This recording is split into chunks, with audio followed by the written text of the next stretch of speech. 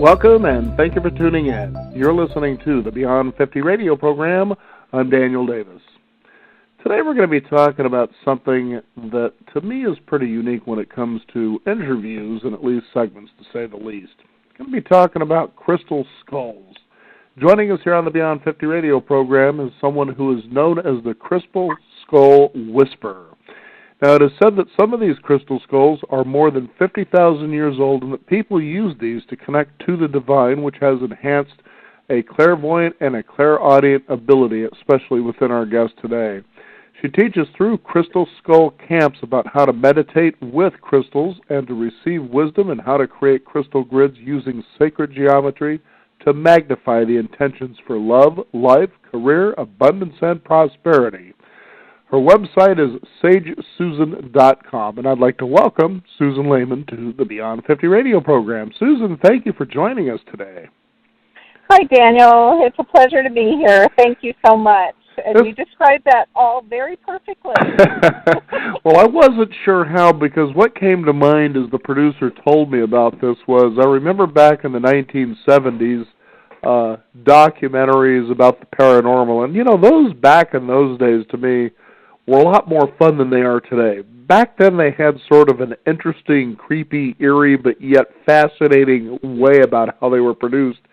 Right. And I remember one was, I believe it was on a crystal skull that was known as, I think it was the Screaming Skull of Scotland or something like that. Oh, gee. And it was funny because as you had the skull and it wasn't happy, it would be found screaming through the castle or something like that. Oh, dear. And I just remember, that there was one night the person looked at it and it was sweating, and then another night it was an interesting blue color and then turned to red, and I was thinking, wow, what the heck's going on? But what are crystal skulls? Are we talking about, like, human skulls, or what is it? Movies like Indiana Jones, Skull, yeah. They're actually amazing beings. I used to live in the Bay Area, and I was part of it's called a Madre Research Group, which is an ancient skull study group. And I was part of this group, and one of we call them guardians, we don't call them owners of ancient crystal skulls. She had this skull named Madre, who had a dolphin nose, as well as a human skull and human teeth, and was estimated to be about at least 50,000 years old. And she is the only known collection of a mother, and she had 12 skull children that were also dolphin-nosed, and they're believed to be Mayan. And so once a month, a group of us would meditate with these skulls, and it was just such a powerful, amazing, healing experience. Nothing like it. There's nothing quite like it. Mm-hmm. It's really even hard to describe. It's, the connection to the light, connection to the divine, wisdom, answers to questions, and just really playing in the light and really understanding that we're all light beings and we're all one, and really, really understanding that on a very deep level and not just on the surface. Yeah, we're all one. No, we really are. We really are all one. Right. Yeah. And it was quite an incredible experience. So, and I have like over 20 some skulls myself. I have one in particular that's a citrine skull called Golden Flower, and she's a master healer. And anybody who comes in touch with her, oh my goodness, they love her. They get zapped. They feel so good. They just love it. And she can clear a whole block. Mm-hmm. Citrine is self-clearing and clears everything in its path. So she's quite a character, this one. I think that's probably one that would be very useful down in Compton, Los Angeles right now. Oh, yes. Yes, exactly. Now, I'm kind of curious, Susan. Now, obviously there are, little girls that like to play with Barbie dolls and others have tea parties. What was it like for you? Were you playing with crystal skulls when you were younger? Because, You've pretty much been No, a spiritual seeker your whole life, haven't you? I didn't even know about crystal skulls as a child, certainly. You know, I grew up in a small town in Illinois. So it was very different. But the first time I picked up a skull, I was at a friend's house, and her father-in-law brought them over because she's a crystal dealer, and he wanted her to evaluate them. And I picked one up, and it started talking to me, and it told me it was made in the 1920s. It was used by a shaman in Peru, and it had things to say. It just told me all about itself. And I'm telling this to my friend, and she said, "Susan, are you a master skull reader?" I said, "Not that I know of," and that's the first time I've ever done that. And she was flabbergasted because that just doesn't happen commonly. So it must be from a past life. That's all I can say.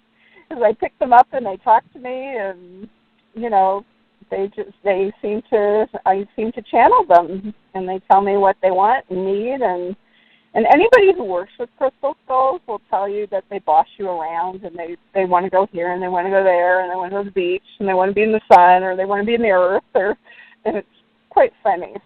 Mm-hmm. So I'm in a lot of crystal skull groups. So now, are the crystal skulls actually made, or I'm sure they're not just found in the earth this way, are they? Well, the ancient ones, there's two ancient ones that are believed to actually be from Atlantis, and that's Mac and Shah-Nara. And they're both, they have owned by private collectors, and they do tours. They're considered the true ancients, and like you get just a massive healing from them. I'm planning to see Max. I haven't seen Max yet. I'm planning to see him, I think, end of January. He'll be in Washington. So I'm really excited about that. But, yeah, they just seem to, they're unlike regular crystals. You know, a regular crystal you can pick up and feel the energy, and it has certain metaphysical qualities to it, like, say, a rose quartz. But there's something about the skulls that they seem to have a sentient being. They seem to be, and I don't really understand that. I just know that it's true. So, yeah, and they seem to be here to support us, to help us, just like light beings. So just like angels and guides, and they just want to support us. So they're not dark and evil and screaming at us. I noticed as I was doing a little bit of research on these that apparently there was a total of 13 of them. Yes, it's an old legend that there's 13 of them, and that when all 13 are in one place together, that then there'll be a mass healing of the earth, and that's the belief. Now, my understanding is there's only 2 that are above ground on the earth that we know about right now, but that the others are probably either hidden or in different dimensions, is my understanding. The latest I understand that. Yeah, and what was fascinating about them, too, is, that that they date back, as we were saying earlier in the program, approximately about 50,000 years, and that they were shaped out of tools that hadn't even been invented yet, as I understand. Yeah, well, some of them, I know the Mitchell Hedges skull, like Lockheed had done some scientific tests on it, and some of the scientists were like, we don't understand this, so we don't understand how this could even be. It just shouldn't even exist. The crystal should have shattered. It doesn't make any sense. So there's some beliefs that they're extraterrestrial, and, or by advanced civilizations, because we don't seem to have the tools for some, especially these ancient ones. I mean, the ones I own am guardians of are, made in the last couple hundred years. So, but they still have that resonance that's very different than any other kind of shape of a crystal. So it's very interesting. Now, what's even more interesting is you consider it to be a crystal skull whisper is that there was an actual skull that was known as the Whisper. Tell us about that. Oh, there's a skull known as the Whisperer? I don't know that one. And yeah, like I said, I was just kind of looking around like, okay, well, maybe I had to find out a little bit more about this. But, okay, but you're known as the Crystal Skull Whisperer and that you actually conduct crystal camps. What kind of people like to come to these things? Who are the people that come? Yeah, what kind of people like to come and attend these things? Oh, all different kinds of people. People who have been doing crystals for years, people who don't know anything about them but are drawn to them and don't understand them. Some of them have collections and they don't know what to do with them. So I help them learn, what the different properties are and how to place them in grids and how to use them to manifest and set intentions, and they're very healing and very supportive and helpful. So, yeah. Now, what kind of crystal is used to or had been used to make these skulls? What kind of crystal? Yeah, would it be a particular kind of crystal that made these skulls, or you mean what they're made out of? Right. Oh, they're made out of all different kinds of materials. I have skulls in every chakra color. I have giant rose quartz skulls that are more than life size. They just come in all different kinds of materials. Mm-hmm. So they have different properties. For example, the rose quartz is pure love, and when I hold those, I have two of those. When I hold those, you just get this sense of divine love and support, and it's just really beautiful. And again, the citrine I use for clearing, and it I might take it with me somewhere where there's a group, and it'll clear the whole room. So it's really nice to have that, to have something that clears everything and clears all my crystals from picking up negative energies, and crystals are in our watches and our phones and our and all our technology, and people think it's woo woo, but it's in our everyday technology that we use every day and don't think twice about it. Mm-hmm. So I always find it funny that people who consider woo-woo, something like that, is usually people who have maybe disconnected from the power of, their intuition. And I know that's something that these can be used quite a bit about to get us to really start listening to that inner voice, that divine voice that actually guides us, especially when it comes to making important life choices, whether it's in relationships or, whatever the case may be. Tell us a little bit more about that. Well, I have a specific channeling crystal, and it's amethyst and citrine together. So it's ametrine, called ametrine. So it's always clear, and amethyst is a really high vibration crown chakra crystal. So when I use that crystal, I feel like I just get an instant connection to the divine, to my higher self, to my intuition, and I can channel and download, what I need to know for that day, or for, life purpose, or where to go from here. It's just really amazing how that works. I mean, of course, I used to channel without a crystal, but it's just now when I use a crystal, it's so much clearer and it's so much quicker and so much more in tune. Mm-hmm. So I think that's what the crystals are here for. So now, to help us connect. Now I was kind of curious because you actually conduct, I guess, a camp or a workshop, correct? Yes. Okay, so you actually help people be guided to, I guess, perhaps coming to see the kind of skull maybe they can take home for themselves and use? Is that something? Well, sometimes they bring their own skulls, and they just haven't connected with them. I could just see that on the invitation, the BYOS, bring your own skull. Bring your own skull. That'd be something interesting for the frat party. I don't think you're going to want to put that amethyst in your beer right now. That's not going to be too funny after a while. So. those of us who were into crystal skulls wouldn't understand why that was funny. No, I'm kidding. What's so funny? No, I'm kidding. Chilled it in the freezer. It should go well with the Mai Tai. Yeah, exactly. Anyway.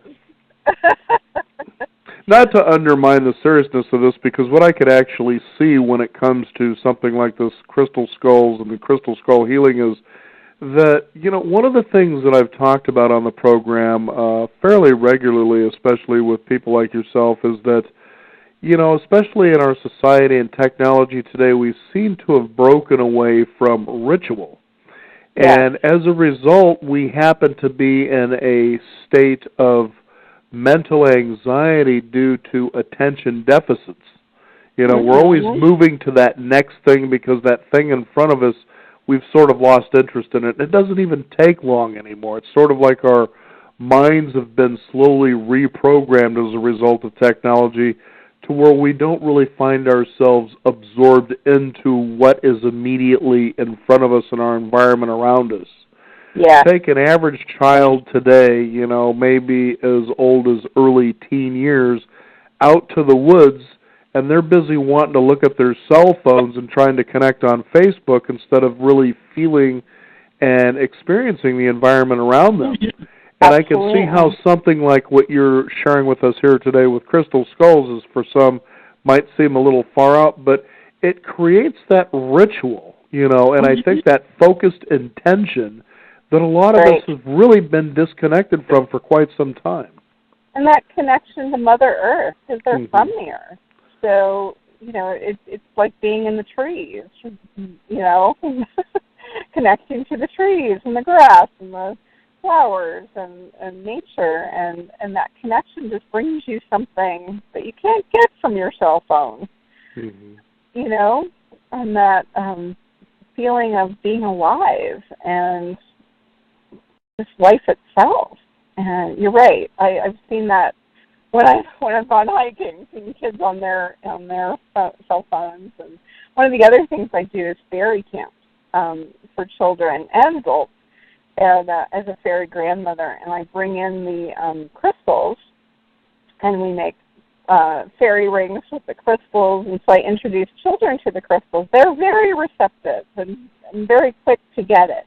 Very quick to understand that this is a connection, to nature and to Mother Earth, and that's what's going to save us. I mean, we've got to get connected, or we're going to destroy the Earth. So, I see that as really, really important, and part of my mission to connect people with these crystals from the Earth, and for healing and support and all of those wonderful things. So, yeah. Now, you've been working with these for, and your spiritual inspiration for most of your life. Now, as people begin to work with the crystal skulls, and certainly you share with them how to go about doing this, what types, or how do they experience, I guess, the message and the energy that we're talking about here? Well, it's so interesting because I find that it just really varies from person to person. And one of my first classes I do is channeling with crystals. And they'll pick, and they can have a choice of a skull or something else. But the ones who pick up the skulls, they have their own unique experience with them, and it's always a really positive experience. It's never a, well, you should do this. In particular, recently I had a mom who had a fight with her daughter, and she was holding one of the skulls, and the skull was like, it's all right, you're going to be fine. And it calmed her anger and told her that, how to handle the situation and to go back and to say this and this, and sure enough, it made all the difference. So, yeah, I just think that's amazing. Like, I wouldn't have even known that experience was going to happen. It just did. So you never know what they're going to get. Yeah, now, what has been some of the most unique experiences that you have encountered as you've helped people work with crystal skulls? Well, Boy, that's a good question. Well, I can tell you that when I do like a quick reading, like say, for example, Friday night I'm going to be at this place called the Genius Place at a psychic gallery, and I do more private practice than I do quick readings. But right. this when I do this event, what I do is I have people hold the crystal skull and breathe on it, which gives me their sacred DNA and their breath, and then I take the skull and then I read from the skull what they need to know. So, and they're just kind of blown away. Like, for instance, I had one, I didn't even know this woman, and I said, well, they're showing me a picture of a yellow brick road with, your writing. That's your yellow brick road. And she started crying, and she was like, that's it. That's exactly what I needed to know and needed to hear. That's what I've always wanted to do. Because she was trying to understand what her path was.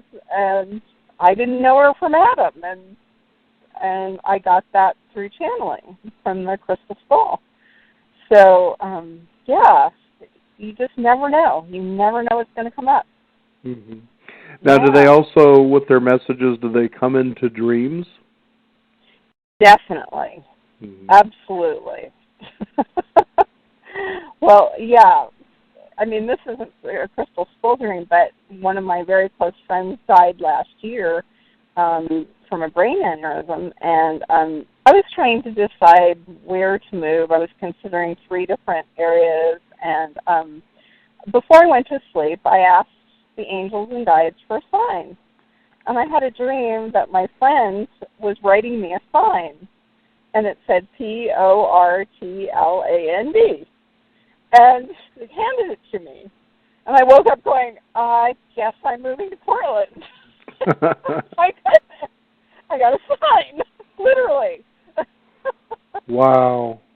So, yeah, and I think with the crystals, that has helped me be more in touch with that and more in tune with guidance from the light and hearing messages and being more intuitive and clear. Now I'm getting all the clairs. I was mostly clairvoyant, but now I seem to be developing all of them. So I attribute that to working with crystals. Mm-hmm. I have grids all over the house. So. Now, what exactly is a crystal grid? I was kind of curious about that one. Oh, you use sacred geometry to put specific crystals in, say, the Star of David. It might be a Star of David, or it might be a figure 8. We use a figure 8, the infinity symbol, on its side for abundance and prosperity grid, and then we use specific crystals that represent abundance and prosperity in that grid, and then a citrine center in the middle, and then grids have been around for a long, long, long time. So there's a lot to teach about grids, but I have one in my office and I have one at home, abundance and prosperity grid. And the first time I made one, the very next day I got a raise, and the next week I got a new car. Wow. And I was like, wow, that energy really shifted. And it's fascinating to hear you say this, and certainly we don't want to guide our audience to think that the things that you seem to struggle with are just going to fall in your lap, although that's always possible as well. Right. But the fact is that, yeah, I was going to say that when you take a look at what you just described in some ways, a thought come to mind, and maybe it's because one of the crystal skulls is speaking through me now, is that this shows how often we get in our own way. There's no doubt on this program that over the years I've talked with, people from around the world, especially when it comes to designing a life that you want to have. And there are some common things that I found that seem to emerge why people maybe fall short. You have a desire. All desires can be fulfilled, I think, but the first stumbling block is your expectation of the desired outcome. I think that's the first thing. because then that causes disappointment. Then all of a sudden the old programming jumps in there and says, "See, I told you you didn't deserve this." The second thing is they, especially those who spend a lot of money attending workshops and seminars, you tend to have the guru that's there, and so a lot of times these people that lead these workshops, not all the time, they're the special ones, but a lot of times these people take that status as, well, you're not doing it the way I told you to, as though that's the only way to do it, so they began guru worship. Well, that's great for them because you're spending the money, and that's, I'm sure, what they want you to be doing. And then, lastly, you don't really take a look at the true desire and actually release that. Say, I desire this, but instead of focusing so much on it, I'm just going to go about my day now. I've already written it down. And I think that was one of the golden rules of goal setting that I thought was really important.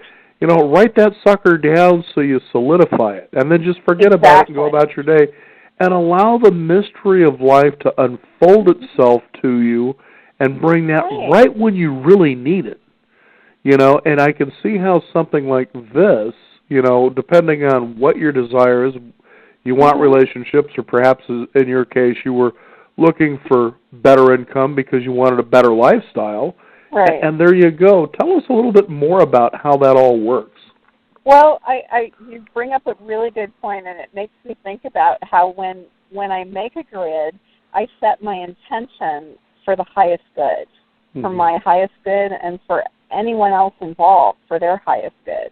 And for example, I have a healing grid in the house that my housemate and I just put names in, for people who we know are in the hospital or had an accident or something like that. And we put names in the middle, and we always ask for healing for their highest good, for whatever that looks like. And that could be death. That may be their highest good. We don't know. We don't understand everything. So, and it's just like the abundance and prosperity for my highest good and divine time. And everything is intention. And I always teach in my especially crystal grids classes, is you can't do it wrong. If it intuitively feels right to you, how you're placing the stones, then it's right. Then it's right for you. So, it's about learning to hear your own intuition and follow your own intuition. I put myself out of a job because I try to get people to really listen to their own intuition, and that's more important than anything. And the crystals are just a tool to help. That's all. You probably found too, as you put yourself out of a job, that it seems that you're having more of a flow of employment that you'd ever imagined. That people are just coming to you. Isn't that funny how that works? Isn't that funny? Yeah. Well, when you do it from that place of a good intention, and you want to help people and help them to help themselves, it's very different than I want to make a lot of money and, and all of that, and ego. So, so it's really a wonderful, wonderful gift. And I love my crystal grid. I do have a funny story. I made a self-confidence grid because I was feeling like I needed more self-confidence. And you probably remember The Sound of Music, Julie Andrews singing, I have confidence in sunshine, I have confidence. I started singing that song. I couldn't go to sleep. I was like, okay. I overdid it on the confidence grid. Okay, turn it down a bit. Your hills were alive with the sound of music. The hills were alive, yes. I had so much confidence. So I had to turn down the energy of the grid so I could go to sleep and quit singing that song. Now, here's one that I find really interesting, because you really work on a good spectrum here in different ways when we talk about healing, for instance. And one of them that I've talked about over and over with different practitioners, and we all seem to be coming to the same, I suppose, conclusion, and that is of addiction. And, we have talked consistently about how the mainstream way that we look at addiction is once you're addicted to something, even if you stop, you're always going to be that. It's sort of like the alcoholic who goes to Alcoholics Anonymous. Sure. And I had said, many years ago, I said, I've really got a problem with this. And, there was a time that I drank a lot. I like to go out and party and enjoy myself, but, you get yourself in a little bit of trouble. The next thing you know, you're having to go to AA classes. And I'm sitting there and I'm listening to these people. And what I was hearing more than anything was, they were constantly beating up on themselves because they felt they were caught in this loop that I'm never going to get out of this. I'm just going to constantly be here. And then the second thing is whose story crawling from the bottom depths of the earth is better than the one you just heard? Sort of like my addiction and my life was worse off than yours was, and I got this far, which is to sit in a room with 30 or 40 people chain smoking and guzzling coffee as though it's going out of style. And I'm thinking, well, so you just shifted one from the other. But basically the point being is that as you've worked with addictions, what kind of conclusions would you say you have drawn as to what causes that in people? Well, there's often trauma, I found, and there's some healing that needs to take place. I found in my own life, in my own, I wouldn't call it addiction, but, food addiction. Sure. Yeah. And I found that the healthier I got and the more I worked on my own stuff, the less I needed that layer of protection of weight. And it just sort of, it melted away. I didn't need it anymore. So the more I worked on my own, inner and demons and releasing trauma and childhood stuff, the more I worked on all that stuff, is I just got healthier and healthier and no longer needed the protection. So, I think there's a lot. There's certainly a lot about addiction. I'm not an addiction expert, but... No, certainly I wasn't trying to encourage that direction, but the idea that because you're working with, the crystal skulls and you're gathering clairaudience and clairvoyance, the way that you're actually being able to funnel the divine message, that people realize, somewhere I got a message that I just wasn't complete, that I wasn't whole. Exactly. And therefore I fall into an addictive pattern. It could be anything, just something where you're doing so much that you need it to give you a feeling of happiness at least, or to numb the pain. And it could be anything, whatever it may be. And the fact is, when you discover that and turn it around, you realize, hey, wait a minute. Geez, I never realized I could be this happy, and that part of me was okay to begin with. Absolutely. And that's one of the things that the messages that we get from the light a lot from using the crystals, too, is that we're really all complete. We're whole and complete and perfect just as we are. We're light beings. And we just happen to be in these third-dimensional bodies, but we're really light beings. And the more in touch that we get with that higher part of ourselves, the more that other stuff just falls to the wayside. Now, I know that you've also worked with families and parenting support, haven't you? Yes. Tell us about that. I'm a certified positive discipline trainer, and I've been teaching parent education for, about 12 years. And it's just a whole different way of looking at parenting. It's an authoritative versus an authoritarian or permissive way. It's really seeing children as equally deserving of being treated with dignity and respect. And it's based on Adlerian psychology, which was way ahead of its time, and at the same time as Freud. And Adler really promoted that women and children and men are all equal, and all are equally deserving of being treated, again, with dignity and respect. And so it's a very respectful way, but also, firm and kind at the same time. So there are many tools. There's so much I could go into, but I'll be teaching classes at Cafe Au Play and Seahorses on Hawthorne in the fall. And yeah, many people come to me for parent coaching as well. So, so I've had a lot of experience in working with families for over 30 years. So there's so much there. And the kids just love the crystals. And I recently did a crystal grid for a baby, a 6-month-old baby who wasn't sleeping.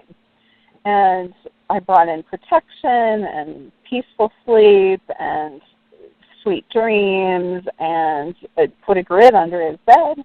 And sure enough, he's sleeping now. Sleeping like a baby. Yeah, sleeping like a baby. Yeah. I wanted to bring that part of your work up because, we're in a day and an age that we're seeing, for instance, autism, or at least the autistic spectrum, on the rise.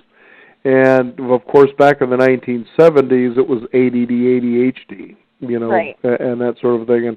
And I've personally drawn a conclusion or two on, for instance, on the ADD side. I said, you take a look at anybody living in a city this day and age, and you step out, you see advertising on cars, you see billboards, there's just a lot of noise and a lot of distraction. Yes.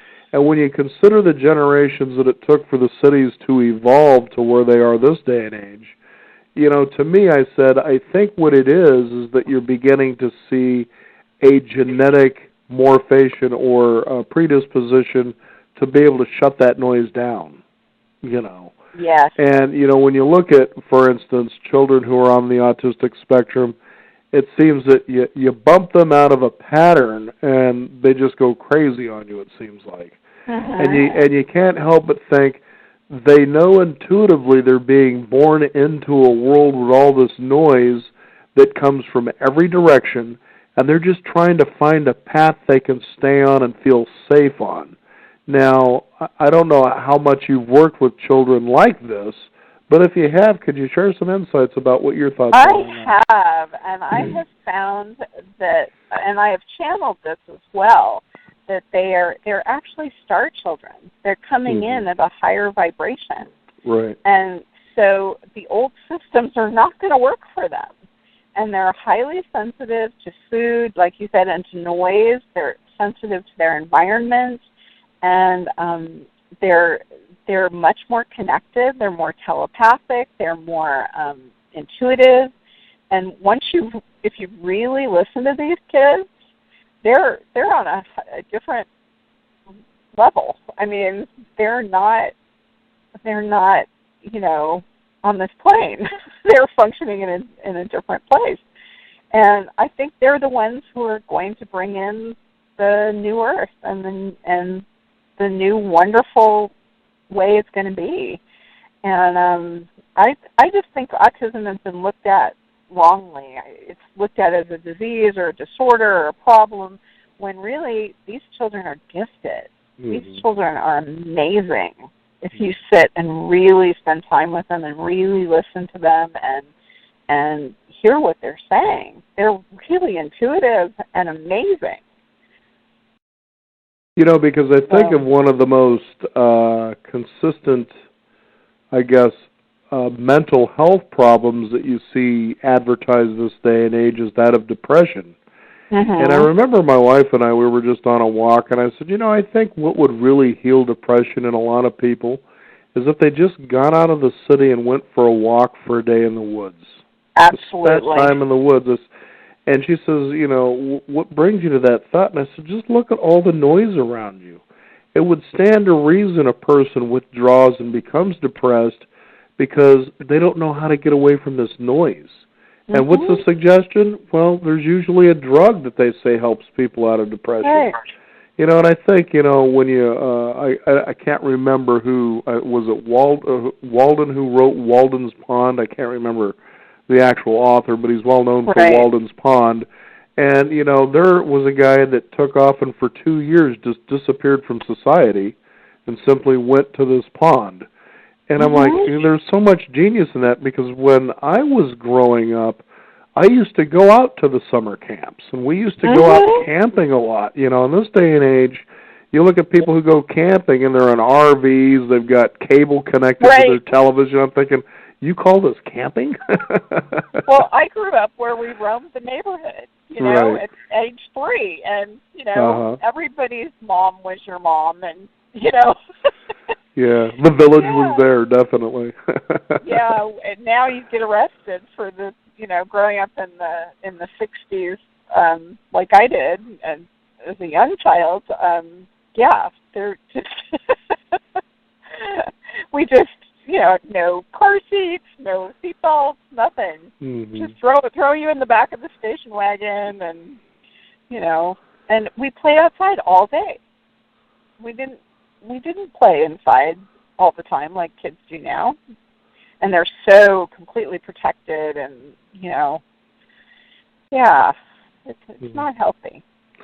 Now, I know that you also use the crystal skulls for people who want to connect perhaps with loved ones on the other side. This Yes. is possible? Oh, absolutely. No question. Yes. And I found people in many different places. It's interesting. I'd heard the expression before where we create our own hell, but now I really know that we do, because sometimes when I've checked in with people on the other side, sometimes they're in places they're in pain, and the light, you can see the light above them, but they won't go to the light because they don't feel they deserve it, or they feel unworthy, or they're punishing themselves, and they're in this in-between state. And then I try to talk to them, and their loved one is with me, and we both try to talk to them and tell them, go to the light. You'll feel so much better. You'll be able to accomplish more. You'll be able to, figure out what to do next. And you don't have to suffer like this. You're worthy. Mm-hmm. And it's so interesting how, and then they will often go, and then they're so happy. Yeah. Now, it sounds like you've had experience with the afterlife. So what can we expect after death? Well, it's really what you choose. Oh, there you go. It really is. Yeah, I have so many people on the other side. I know that the second I go, that there can be hands reaching out to me, and I'm going to go straight over that rainbow bridge and right into the light. I'm very confident of that. But there's places to heal. There's so much that we don't. My friend who died last year, I kept in constant contact with her as she was dying, as she was in the light, when she went through her life review, when she was being healed to acclimate to the higher dimensions. And I asked her a few months ago, so what do you look like now? What does your light body look like? And she showed me a picture of a galaxy. And I was like, okay, I can't comprehend that. Mm-hmm. I don't really understand that, but okay. I think it's amazing. But she talks to me quite frequently, and she was a therapist, and she comes into my sessions, and she supports me and helps me and guides me as well. And yeah, it's really wonderful to have that connection. Mm-hmm. And grandparents and parents, and I've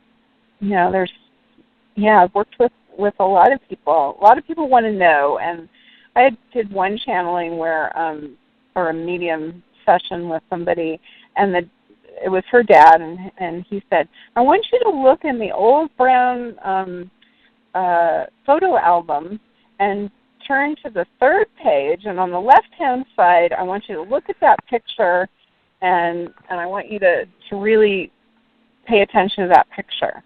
And she did. It turned out to be, and I had no idea, it turned out to be a picture of her with her dad in this garden, and then another picture on the page was a lotus flower.